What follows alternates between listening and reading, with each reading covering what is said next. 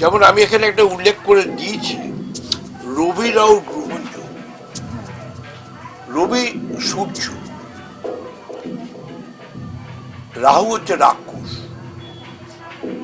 গ্রাস করে ফেলবে, অর্থাৎ ভালো হতে দেবে না।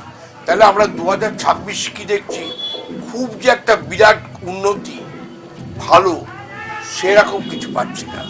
তবে এপ্রিল মাস অবধি না কাটা পর্যন্ত একটা ডিস্টার্বেন্স থাকবে। সেই জন্যে আমার মনে হয় উপরওয়ালার দয়াতে আজকে মন্দির হচ্ছে। আমাদের দেখলাম আমাদের মুখ্যমন্ত্রী তিনি দীঘায় করলেন,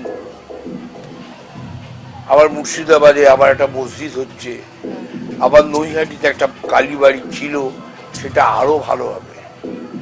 অর্থাৎ কিছুটা লোক মানুষ যদি আমরা ধর্মের ওপর চলে যাই, তার প্রভাবটা কিন্তু কাটবে। ধর্মের ওপর গেলে তার প্রভাবটা অনেকটা কাটবে।